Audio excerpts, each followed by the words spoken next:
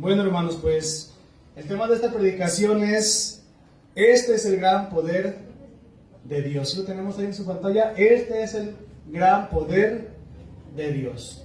Estábamos platicando ahorita en la clase para bautismos y platicábamos de cómo Jesús nos acompaña todos los días. Jesús está contigo y conmigo cada día y en cada momento. Regularmente, cuando queremos hacer una chanchulla, cuando queremos hacer trampa o hacer algo mal, no nos exponemos ante toda la gente, ¿verdad? Regularmente lo hacemos a escondidas. Sin embargo, necesitamos recordar que Jesús está con nosotros todos los días y en todo lugar y en todo momento.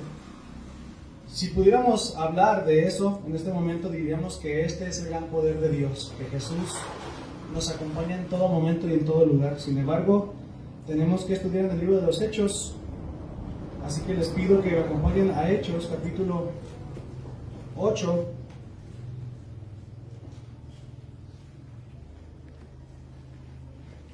Y ahora que estamos grabando las predicaciones, he escuchado mi propia voz en el micrófono.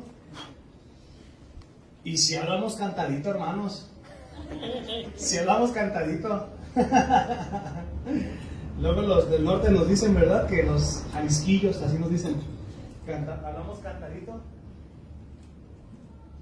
La verdad que sí, pero no nos damos cuenta, no nos damos cuenta, ¿verdad? Pero sí hablamos cantadito, ¿eh? La verdad que... Este es el gran poder de Dios, hermanos. Hoy vamos a hablar las maravillas tan grandes de nuestro Dios y su grandísimo poder, pero hoy más que otros días vamos a contextualizar, hermanos, más que otros días. El cristianismo al que te llama Cristo es lo que vimos la semana pasada.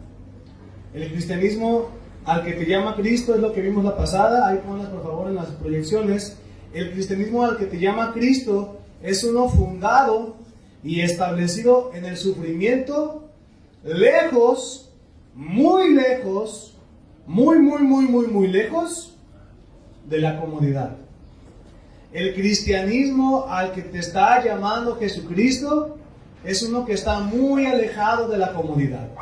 Si tú buscas vivir en comodidad, si tú dices, pues no le digo nada a tal persona con tal de que no peleemos, pues tú estás buscando no pelear, estás buscando ser un cristiano muy cómodo.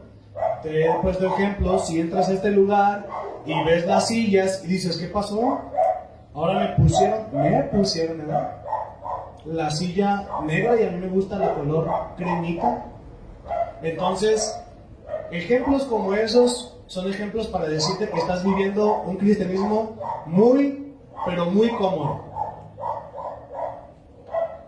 No, pues yo no voy a la iglesia porque me queda a 10 minutos de la casa. Está lejísimos. Bueno, entonces tal vez estás buscando un cristianismo muy cómodo, ¿verdad? Tal vez te desvelas por las noches, ¿verdad? Dice ahí un reportaje de un pastor: los cristianos de hoy en día pueden sentarse 2 o 3 horas a ver un partido de fútbol o una película, pero se duermen durante el sermón de la iglesia. Porque sabes que en la película ya pagaste, porque sabes que en el partido ya te lo vas a perder y no vas a ver de qué se trata, pero en la iglesia puedes tener esa comodidad de dormirte. ¿Y quién te va a decir algo? Yo no, ni nadie. Cristo te está llamando a un cristianismo que sigue adelante en medio del dolor. No, pues es que estoy sufriendo mucho, ya nadie me hable, ya no quiero ser cristiano, ya no me invitan a la iglesia, ya no voy a ir a la iglesia. Cristo te está llamando a un cristianismo, dice ahí lo que aprendimos la semana pasada, que sigue adelante en medio del dolor. La iglesia en Jerusalén estaba siendo perseguida y dice que Felipe, viendo que su gente estaba siendo perseguida, su corazón fue llevado a predicar el evangelio a las naciones en Samaria. ¿Tú crees que Felipe no tenía familia perseguida en Jerusalén? Sí. pero Cristo te llama a un cristianismo que sigue adelante en medio del dolor. La semana pasada les platicaba el primer año que estuvimos aquí comenzando la iglesia. Fue un año muy difícil, muy difícil. Como varón, yo estaba estudiando en un seminario sin poder trabajar, y como varón sabrán lo que se siente no poder llevar la provisión económica al hogar, lo que se siente no poder trabajar y saber que hay una necesidad hasta de un chicle y ni eso poder suplir. Sumado a eso, mi esposa comenzó a tener dolores de cabeza, comenzó a tener, como ya les había comentado, sus cólicos premenstruales, menstruales y postmenstruales. Sumado a eso, tenemos que venir cada fin de semana aquí y llegar y chambear muchísimo después de una semana de estar allá muy duro en un seminario. Y un día, estando mi esposa, estaba acostada y hecha bolita. ¿Por qué nos hacemos bolita cuando nos duele algo, verdad? Y estaba de espaldas y solamente la vi que comenzó así como a mover sus hombros, su espalda. Me di cuenta que estaba llorando, ¿verdad? Y la fui y la abracé y le dije, ¿qué pasó? Y me dijo, ¿pero por qué? Dice, ¿por qué me está pasando esto? ¿Por qué me encuentro en esta situación? Estoy cansada, me dijo. ¿Te acuerdas, mi amor? Estoy cansada. Estoy cansada de estar sufriendo, del dolor. Y todos los días, si no era la cabeza, era otra cosa, venir para acá. Y no es que venir para acá fuera malo con ustedes, al contrario, es el gozo de nuestro corazón. Pero es cansado pues estar viajando después de una semana de estar ajetreado. Y yo le decía, mira, Dios nos llamó a fundar una iglesia. Y para poder hablarle a los hermanos del sufrimiento, hemos de pasar nosotros por el sufrimiento. ¿Y qué nos queda más que orar? Le dije, comenzamos a orar, a seguir adelante en medio del sufrimiento. Y aquí estamos, hermanos. Mi esposa cada día se siente mejor y estamos gozosos y contentos de estar junto con ustedes. No nos arrepentimos para nada. Entendemos claramente que Cristo nos está llamando a un cristianismo que sigue adelante en medio del dolor. Cristo nos está llamando a un cristianismo que está lejos de la comodidad. Y un día me llegó a decir Rose, ¿y si yo me quedo aquí? Tú vete y el domingo te regresas y yo me quedo aquí. Y yo le dije, Rose, allá hay jovencitas, hay niños y hay mujeres que van a ser bendecidas por tu trabajo en la iglesia. Por medio de tu esfuerzo, muchos van a ser bendecidos por tu vida. Y entonces comprendimos que hay que estar lejos de la comodidad. En el cristianismo, Cristo nos llama a estar lejos de la comodidad. Este es el gran poder de Dios. Hechos capítulo 8, versículos 9 al 13.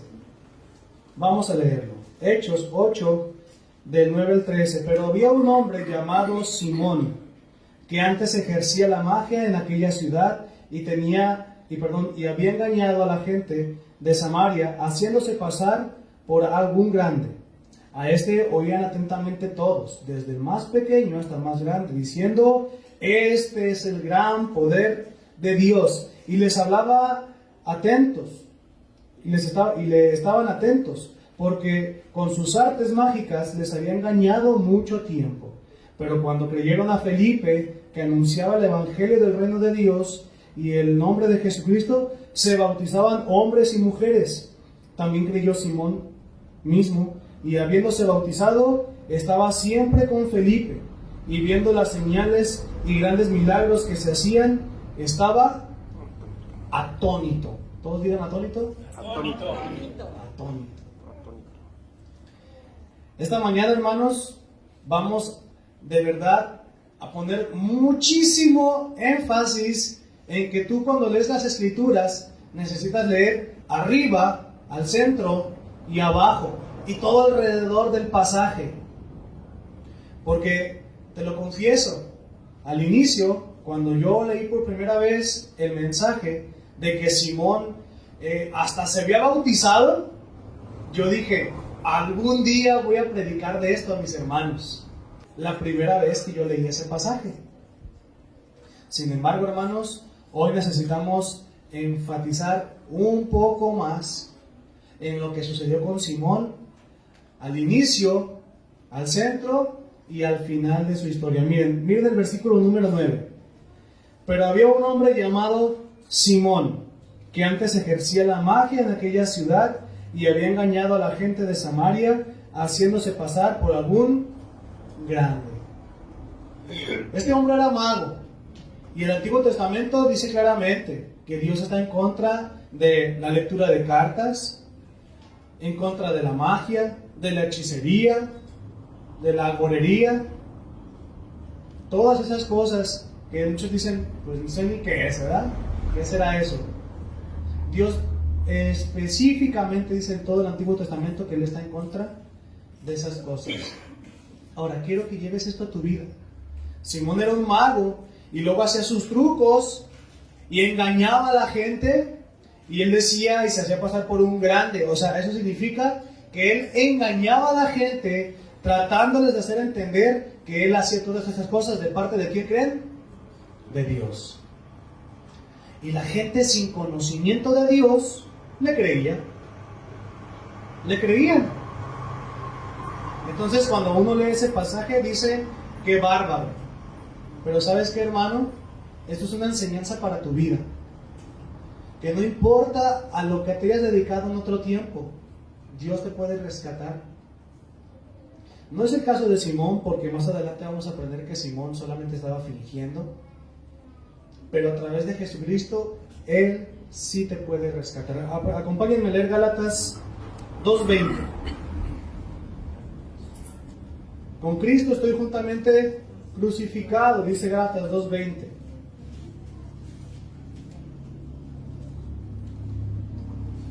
Palabras de Pablo a los Gálatas.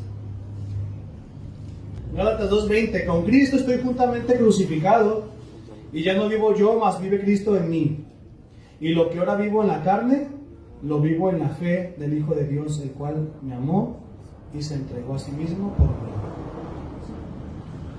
Ya no vivo yo, Cristo vive en mí. Y lo que vivo, dice ahí, y lo que ahora vivo en la carne, lo vivo en la fe del Hijo de Dios. Hermano, a través de la fe has sido hecho uno con Jesucristo. Y Cristo no te estará reclamando cada día lo que fuiste. Al contrario, Él quiere transformarnos de gloria en gloria más y más. Necesitamos, como les decía, enfatizar muchísimo hoy en el contexto. Yo estaba tentado a decirles sin saber hace mucho tiempo que me daba gusto que Simón fuera un hombre tan convertido. Dice que se bautizó, ¿sí se acuerdan que leímos ahorita? Y estaba todos los días ahí con Felipe, aprendiendo de él. Y uno dice, wow, o sea, así quiero ser yo en la vida cristiana. Quiero bautizarme, quiero convertirme y quiero todos los días estar aprendiendo. Sin embargo, la semana que viene, si Dios nos da tiempo y si Jesucristo no vuelve por nosotros primero que eso, vamos a aprender que Simón solamente estaba fingiendo. Y es por eso que es tan importante contextualizar. Acompáñenme a Génesis capítulo 1.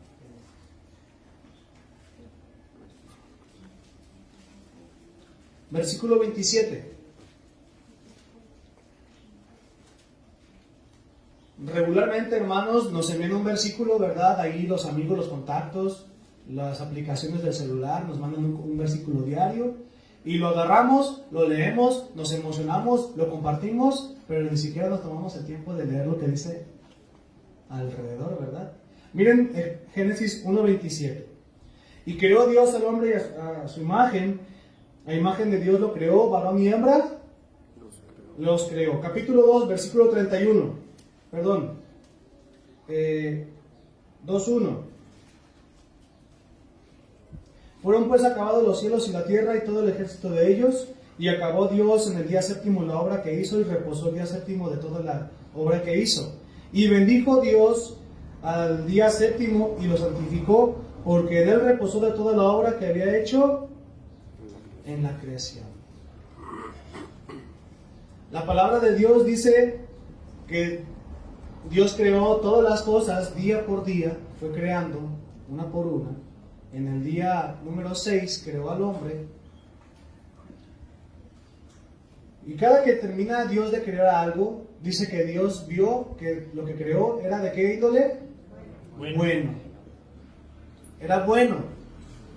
Y hasta descansó. El séptimo día descansó de su obra.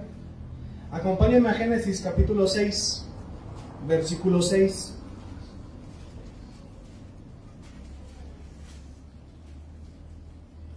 Entonces todo lo que creó Dios es bueno, ¿verdad que sí? Génesis 6:6 dice: y se arrepintió Jehová de haber hecho hombre en la tierra, y le dolió en su corazón. Entonces lo que era bueno. ¿Cómo Dios puede crear algo bueno y él mismo arrepentirse de haber creado algo bueno? Es tan importante, hermano, que aprendamos en las Escrituras a leer los contextos bíblicos. Dice que Dios se arrepintió. Vamos a Números. Busca Números. Ahí sigue unos cuantos libros hacia adelante. Números 23. Versículo 19. Números 23, 19. Dice así: Dios no es hombre para que mienta, ni hijo de hombre para que se. Pero si dice Génesis 6:6 que Dios se arrepintió, y número 23 dice que Dios no es hombre para que se arrepienta. Entonces, en el Génesis 1 dice que Dios creó todas las cosas y vio que eran buenas. En el 6 dice que Dios se arrepintió de haber creado al hombre. Y en el capítulo 23 de Números dice que Dios se arrepintió, dice que no se arrepiente. Y entonces el que no conoce, el que no tiene el Espíritu Santo, dice en Corintios, no puede entender las Escrituras. Entonces, a ver, vamos a ponernos de acuerdo. ¿Dios se arrepiente o no? No. Dice Números que no. Dice Génesis que sí. Y se arrepintió de haber creado al hombre, al cual vio que era su hermosa creación. Ya muchos estarán diciendo: pastor, ya no le siga porque no vamos a regresar al siguiente domingo, ¿verdad? Hermanos, todo lo que creó Dios es bueno. El contexto de Génesis es que Dios todo lo creó bueno, sin embargo, entró el pecado y corrompió las cosas.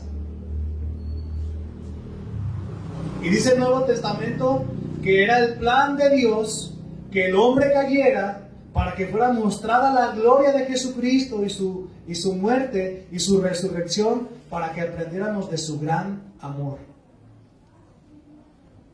Pero necesitas viajar desde el Antiguo Testamento hasta el Nuevo Testamento para comprender eso, ¿te fijas?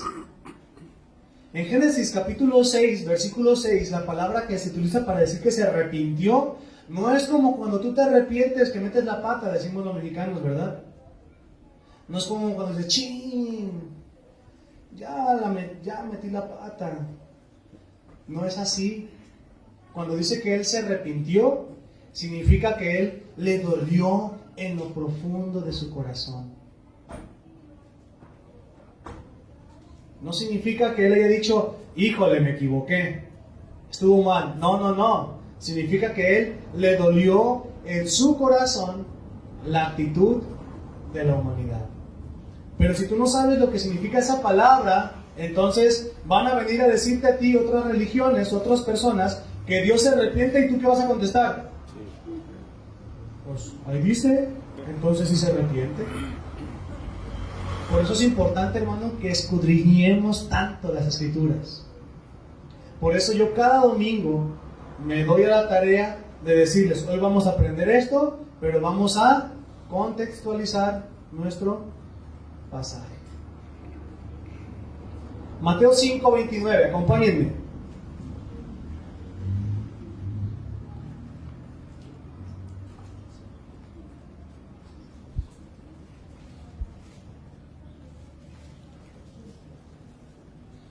Si no aprendiéramos, hermanos, a contextualizar y a comprender qué significan los mensajes de la Biblia, sus palabras, sus figuras de lenguaje, ¿qué haríamos con Mateo 5:29 y 30? Que dice lo siguiente: por lo tanto, si tu ojo derecho te es ocasión de caer, ¡sácalo! ¿Ya estuviéramos aquí todos?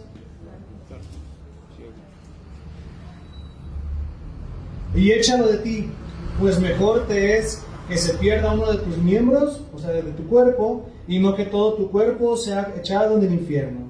Y si tu mano derecha te es ocasión de caer, ¿qué dice? Ya estuviéramos todos mancos ahí. Así. Y échale de ti, pues mejor te es que se pierda uno de tus miembros, y no que todo tu cuerpo sea echado al infierno. ¿Ven la importancia, hermanos, de contextualizar, de aprender en las Escrituras bien lo que se dice? Hace como 15, 21 días, en el campo del Olímpico, hubo una campaña que constantemente hacen, esas campañas milagreras. Y pasan con sus camionetitas y ven, te invitamos con el apóstol, con el milagrero, con el profeta, y pide tu milagro. Y ya que estás allá, te piden que te moches también. Y entonces ahí está toda la gente pidiendo por un milagro. Y esos milagreros citan, los profetas del Antiguo Testamento. Y como dijo el profeta, en el nombre de Jehová, que sabe que la Biblia tiene contextos, hermano. Y necesitamos respetarlos y estudiarlos. Es mejor nutrir el espíritu que la carne y las emociones. ¿A quién de nosotros no nos gusta un predicador que sea así entusiasta y aleluya, hermano, y pase el frente y conságrese y pongan aquí todos, pasen aquí, pongan sus manos sobre de ellos? Y en esos mensajes como que te emocionas, como que te gustan y dices, este trae el flow, ¿verdad? Trae el poder, trae el Espíritu Santo, ¿verdad? Y te gusta cómo habla y cómo lo hace así y cómo va para allá. Pero todo lo que predica es sacado de contexto. Y tú sales bien emocionado de una iglesia, pero tu espíritu sale sin nutrirse. Es por eso que nosotros nos dedicamos tanto a estudiar la palabra de Dios como debe de ser. Evangelio de San Juan, hermanos. Evangelio de San Juan, capítulo 6, 63.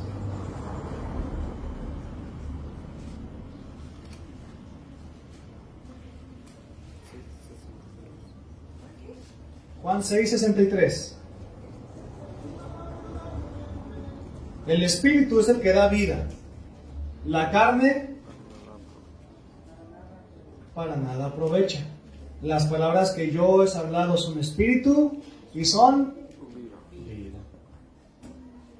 Hermano, toda la semana tus emociones son una montaña rusa. Van para arriba y para abajo. Estás contento y llega tu compañero del trabajo y hace que tus emociones, porque te da una mala noticia. Pues estás en tu casa, bien contento, solo o sola, con música, y de pronto llegan tus hijos o tu esposo y te quitan todo tu ambiente. Y las emociones, y luego te dicen que te aman y luego te piden de comer. Y tus emociones van para arriba y para abajo. A veces que te amaneces ¡Ah, qué bello día! ¡Gloria a Dios! ¡Aleluya! ¡Qué hermoso martes! Y en eso sacas tu celular, vas al WhatsApp sin haber leído la Biblia, mal, para empezar. Y entonces tienes que estar a las 6:30 en el trabajo. ¡Uy, qué feo día! A las 6:30, ¡ay, Dios mío! Entonces tus emociones van para arriba y para abajo. Entonces, lo voy a echar ganas al trabajo, llegas y no hay nadie. Y ahí están tus emociones para arriba y para abajo. Tú necesitas venir el domingo aquí a nutrir tu espíritu, hermano. No tus emociones, porque tus emociones están bien nutridas. Toda la semana van de arriba para abajo. Necesitas venir a nutrirte el espíritu. Las palabras de Jesucristo dice ahí en Juan 6:63, el espíritu es el que da vida a la carne, para nada aprovecha. Las palabras que yo os he hablado son espíritu y son vida. Necesitas nutrir el espíritu. Este es el gran poder de Dios que transforma tu vida por medio de su palabra. Cuando su servidor estaba recién casado, obviamente con Rose, nuestro primer año de matrimonio no fue nada normal, no fue nada sencillo. Estábamos recién casaditos de 2 meses y ella entró a estudiar al seminario. 6 de la mañana, ocupada hasta 7 de la noche. ¿Y el esposo a qué hora? Entonces hay problemas. Más aparte era el último año, un examen que se llama doctrinal, que es muy difícil, que es el examen de todos los 3 años. Y entonces empezábamos ahí a discutir acaloradamente. Y cuando yo me daba cuenta que ya estábamos demasiado acalorados en la discusión, yo me daba vuelta, me acostaba y empezaba a orar al Señor. Señor, ya, tranquilízanos. Y luego pues ella, ¿qué? No me des la espalda. Yo aquí sentía los ojos en la espalda. Señor, tranquiliza a esta mujer, tranquiliza. Yo estoy calmado. Pero todos los días tenemos que estar haciendo oración, nutriendo el espíritu, porque si nutrimos las puras emociones, truena todo, hermano. Necesitas venir el domingo a nutrir tu espíritu y no tus emociones. Pero Dios es tan bueno que también cuando nutre nuestro espíritu, también a nuestras emociones también les da un toque de alegría o de llanto, dependiendo de lo que Él quiera hacer en tu vida.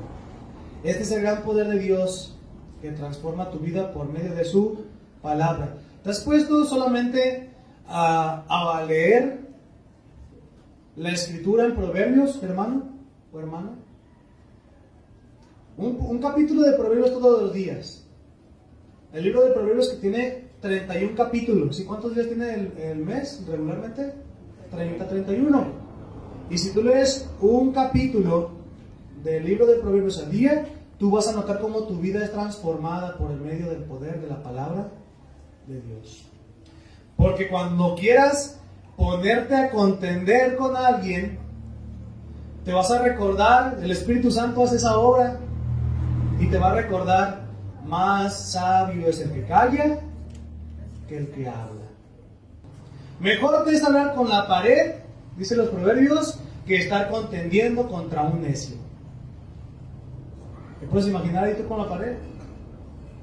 ¿Te es mejor eso a que quieras transformar tú el corazón o la vida de una persona? Pruébalo, hermano. Que Dios transforme tu vida por medio de la lectura del Señor, que es tan hermoso. Hechos capítulo 8, versículo 10 y 11. Dice: a este oían atentamente. ¿Quiénes, hermanos? Todos. Nada más los que contestaron. ¿Quiénes? Todos. Todos, exactamente. A este atendían atentamente, oían atentamente todos, desde el más pequeño hasta el más grande, diciendo: este es el gran poder de Dios. Y le estaban atentos, porque con sus artes mágicas les había engañado mucho tiempo. O sea, hermanos, estaban niños, adultos, ancianos, estaban todos ahí escuchando a Simón, el mago. Porque ellos pensaban que era de parte de Dios. En su corazón había un deseo tan grande como el tuyo que estás aquí sentado, de escuchar de la palabra de Dios. Lamentablemente, estas personas de Samaria se encontraron con un charlatán. Y surge una gran pregunta, hermanos. ¿Por qué las iglesias de estos hombres que son milagreros se encuentran llenas? ¿Te has preguntado? ¿Has visto en la televisión el Pare de Sufrir? Está. Lo hermoso de ser una iglesia chiquita es de que todos nos podemos dar un abrazo, ¿verdad? Y saber cómo estamos unos y otros. Pero esas iglesias de los milagreros están llenas. Toque el manto sagrado, tenga una gotita, nomás te dan una gotita, hasta eso te piden mucho dinero, te dan nomás una gota de ahí del río del Jordán, del agua del río del Jordán, según ellos, ¿verdad? Pero para todo piden que la gente pase y depositen primero los de a 1000. Sí. Y si no traes efectivo, te sacan su banca electrónica, ¿verdad? Para que tú pases la tarjeta. ¿En serio, hermanos? Y aquí en Guzmán hay de esos, ¿eh? No me pidan el domicilio porque les pego. No se los voy a dar. ¿Dónde está? Y luego pasen los de 500. Y luego pasen los de 200. Y así, hermano. Esas iglesias están llenas no porque tengan una buena enseñanza, al contrario. Dice la Escritura que hay de aquellos que son de tropiezo a esos pobres pequeños que buscan de la palabra de Dios. Están llenas porque la gente tiene el corazón tan deseoso de escuchar de la palabra de Dios.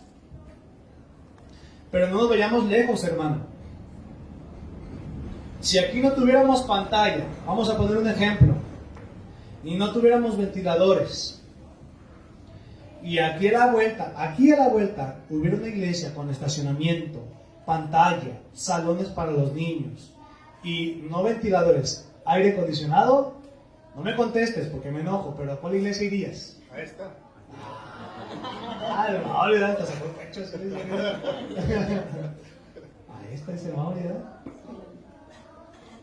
Verdaderamente, a veces los mismos creyentes, los que sí son creyentes, buscan la comodidad de una iglesia. A veces, ustedes no. Porque las iglesias sanas, vamos a decirlo así, sanas, con una enseñanza como la de Jesucristo, ¿por qué están vacías? Porque no somos showtime. Porque aquí es, oremos y hagamos las cosas en orden. Y las iglesias que están llenas de show, ¿verdad? Entonces, dice la hermana Ramona, la cual no se encuentra presente, yo llego a la iglesia y si veo que se empiezan a vomitar o a convulsionar, yo me voy. Y yo pregunto, dice la hermana, ¿verdad que sí, hermanos? ¿Verdad? Nos dijo el otro día, ¿verdad? Y si yo veo que empiezan ahí a hablar en lenguas, no me voy. Pero hay iglesias de esas que están llenas porque es un show literalmente. Y le gusta a la gente. ¿Por qué las iglesias sanas están vacías? Porque somos, ¿cómo dice ahí? Claro. ¿Sí está ahí? Porque somos claros. La fornicación es pecado. La idolatría es pecado. El adulterio es pecado. Robar es pecado. Y entonces hay iglesias donde te dicen, no, fíjate que es un trastorno psicológico que viene de tu tatarabuelo y hoy lo estás padeciendo tú. No es pecado, es una enfermedad. No, hermanos, aquí la Biblia dice lo que es pecado y debemos decirlo claramente. ¿Están de acuerdo conmigo? Así debe de ser, hermano. Aunque seamos poquitos ante los hombres, pero muchos ante Dios. ¿Por qué las iglesias sanas están vacías? Y aquí ya vamos a enfocarnos en nosotros. Porque la incorrecta vida espiritual de un creyente, escucha bien lo que te voy a decir, la incorrecta vida espiritual de un creyente hace que se sienta atacado por su pastor.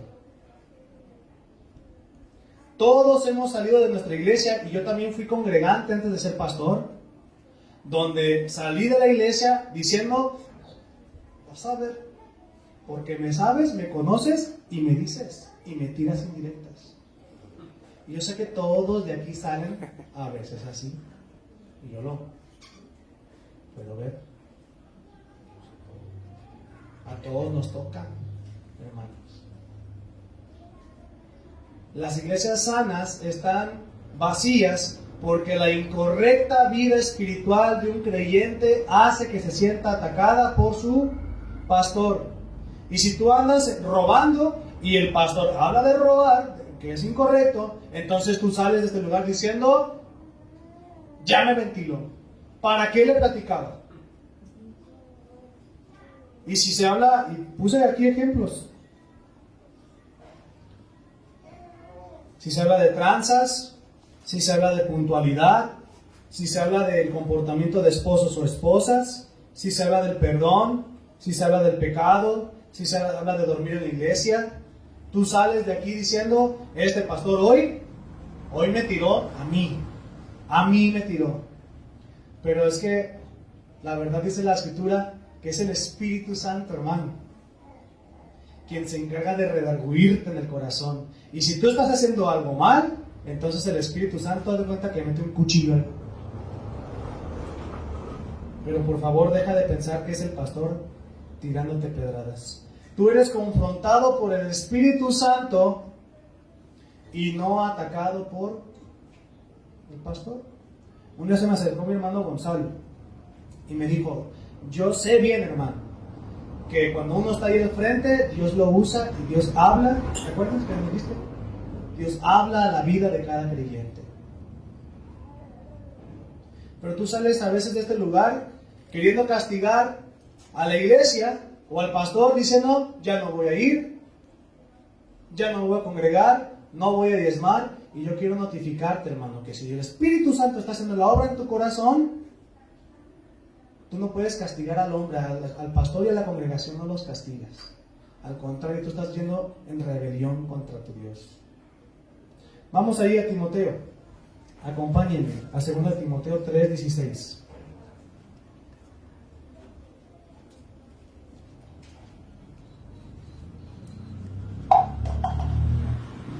Segunda de Timoteo 3:16 y 17.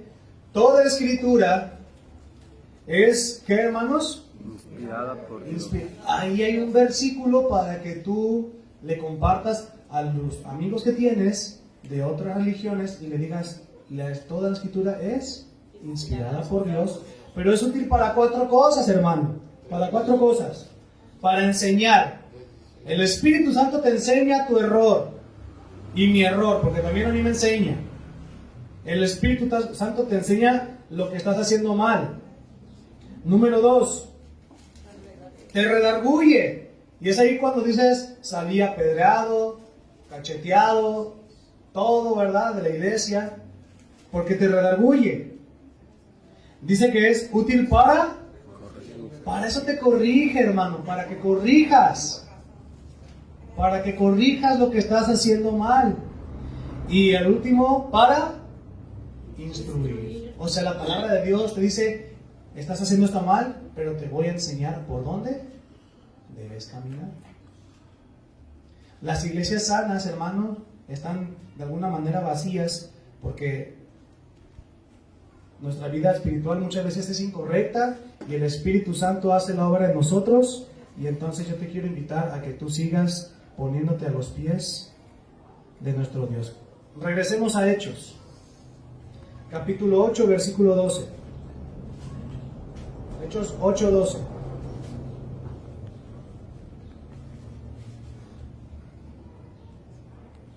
Dice, pero cuando creyeron a Felipe, o sea, toda la gente que seguía a Simón, dice que escucharon el mensaje de Felipe, o sea, el mensaje del Evangelio.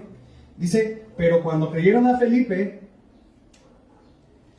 que anunciaba el Evangelio del reino de Dios y el nombre de Jesucristo, se bautizaban hombres y mujeres. Yo te quiero, y ya sabes para dónde voy, yo te quiero invitar a que te bautices. Y yo te acabo de explicar que es el Espíritu Santo, ¿ok? Te acabo de explicar que es el Espíritu Santo. Te quiero invitar a que te bautices, porque la actitud de todo creyente, todo genuino creyente, verdadero creyente, todo el libro de Hechos demuestra que en cuanto ellos creían, ellos se bautizaban. El bautismo es una prueba contundente, hermano. Una prueba contundente de tu convicción por Jesús. Yo te lo digo y te expongo mi corazón como pastor. Si tú eres una persona que no se compromete ni en tu trabajo ni en tu iglesia, yo tengo temor de cómo es tu vida en tu matrimonio y con tus hijos. Tengo temor. Porque si no te comprometes con el Dios mismísimo, el Dios de los cielos, ¿cómo te puedes comprometer con alguien aquí en la tierra? El bautismo es una prueba contundente de tu convicción por Jesús. Acompáñenme a leer 1 de Pedro, capítulo 4, versículo 3. 1 de Pedro 4, 3. Baste ya el tiempo pasado para haber hecho lo que agrada ¿a quiénes? A los gentiles, andando en las lascivias, concupiscencias, embriagueces, orgías, disipación y abominables idolatrías. Baste ya el tiempo, dice ahí Pedro, un hombre muy recio, baste ya el tiempo pasado para haber hecho lo que le agrada a los gentiles. Y yo no sé qué edad tengas tú, no sé cuántos años tengas o de creyente o de edad, pero ¿no será ya suficiente para que dejes ya de vivir esas cosas? ¿Necesitas todavía más años para andar en esos caminos? ¿Cuánto tiempo ocupas? Su servidor, yo se los he compartido, recibió de la palabra de nuestro Dios a sus 8 años y se bautizó hasta los 21 años. Yo dejé pasar 13 años de mi vida andando en desobediencia a mi Dios. ¿Y sabes quién se perdió de todas las bendiciones y del amor de Él? Yo. Porque yo quería seguir andando en esta lista de cosas. Yo no me quería comprometer con mi Dios. Y dice 1 de Pedro, baste ya el tiempo pasado para andar en esas cosas. Te lo voy a leer en Palabra de Dios para Todos, es una traducción más entendible, el mismo versículo. Ustedes ya han vivido suficiente tiempo como personas que no creen en Dios. Ustedes ya han vivido suficiente tiempo como personas que no creen en Dios. Cometían pecados sexuales, hacían todo el mal que querían, se emborrachaban, andaban en orgías, en parrandas y adoraban ídolos abominables. Si puedes ver la actitud de las personas en Samaria, en Hechos capítulo 8, ellos estaban llenos de entretenimiento, hermano. Simón les hacía el show todos los días y les decía que era de parte de Dios. Y ellos ahí estaban, dice que desde el chiquito hasta el más grande ahí estaban. Sin embargo, cuando escucharon el mensaje del Evangelio, dijeron, ok, ya tuvimos demasiado en nuestras vidas de este show, de todos nuestros placeres. Y dice que todos se convirtieron al Evangelio de nuestro Dios y además dice que se bautizaron. El Evangelio, hermano, es una prueba contundente donde tú le demuestras a Dios tu compromiso. Si tú no te comprometes con alguien que no ves, ¿cómo te puedes comprometer con alguien que sí ves? La palabra bautizaban, regresemos a Hechos, capítulo 8. La palabra bautizaban es una palabra que está en un verbo en tiempo imperfecto. No es muy común en el español el tiempo imperfecto. En el español casi siempre es pasado, presente y futuro. El griego tiene varios tiempos gramaticales. La palabra bautizaban es el tiempo imperfecto, lo cual indica que se estaban bautizando constantemente. Yo sé que algunos de los presentes dicen, bueno, eso me pasó a mí, yo me tardé en bautizarme. Otros tal vez dijeron, yo en cuanto creí, me bauticé. Pero yo sé que el Espíritu Santo esta mañana, a los que no se han bautizado, está invitándoles a que lo hagan. Y así como en la iglesia, porque pasaron a ser iglesia al momento de creer en Jesús en Samaria, se bautizaban constantemente, es por eso que aquí estamos bautizando constantemente gente, bautizando constantemente. Me enfilo a terminar diciéndote una frase que escribí, que dice así: temo por ti que te encuentres engañándote en que eres un seguidor de Jesús. Temo por ti que estés engañándote en que eres un seguidor de Jesús y que no quieras comprometerte con Él. Este es el gran poder de Dios, hermanos, que nos invita a ponerlo a Él en primer lugar antes que a todas las demás cosas. Versículo 13 para terminar. También creyó Simón mismo. Hechos capítulo 8 versículo 13. También creyó Simón mismo, y habiéndose bautizado, estaba siempre con Felipe, y viendo las señales y grandes milagros que se hacían, estaba atónito. Y Felipe, hermanos, entonces parecía un buen cristiano. Simón parecía un buen cristiano. De ser un mago, pasó a estar siempre con Felipe. Y además de parecer un buen cristiano, dice que además de eso estaba siempre con él, queriendo ser discipulado. ¿Cómo es esto en tu vida entonces? Tal vez tú vengas todos los domingos. Tal vez tú vayas a un grupo entre semana. Tal vez tú tengas 5 aplicaciones de Biblia en tu celular. Tal vez tengas una Biblia chiquita, una mediana y una grande en tu casa. Ahí pegado un póster que dice Jehová es mi pastor, y en tu cuarto en paz me dormiré y así mismo descansaré. Y tal vez parezcas un buen cristiano, yo no sé. Vengas, depositas ahí dinero, aplaudas y cantes. Pero lo único que sabes si verdaderamente te estás comprometiendo con Jesús, eres tú mismo. Y es el Espíritu Santo, que es Dios. Si sigues viviendo, hermano, en las lascivias, en las embriagueces, en las concupiscencias, en las demás cosas que dice la Biblia, entonces, ¿dónde se encuentra ese compromiso con Jesús? Te lo repito y termino con esto diciéndote: es mejor nutrir el espíritu que la carne y las emociones. Este es el gran poder de Dios que te invita a ponerlo en primer lugar a Él. Este es el gran poder de Dios que sabe y examina tu corazón y que te redarguye. Y este es el gran poder de Dios que te invita a que sobre todas las cosas lo tengas a Él en primer lugar en toda tu vida. Amén, hermanos. Amén. Oremos. Señor, le damos gracias. Espíritu Santo, nos duele cuando nos redarguye, nos duele cuando nos confronta. Espíritu Santo, tú sabes, moras en nosotros, vives en nosotros, nos has sellado, eres nuestra garantía de la salvación. Y sabes cómo nos sentimos cada que redarguyes nuestro corazón. Es doloroso, verdaderamente confrontas nuestras creencias, nuestros pensamientos, nuestras emociones. Pero Espíritu Santo, te rogamos que no dejes de hacerlo. Que no dejes de hacerlo. La palabra dice que todo aquel que se encuentra en pecado, pero que se acerca ante Dios y confiesa su pecado, es merecedor de la misericordia y del perdón.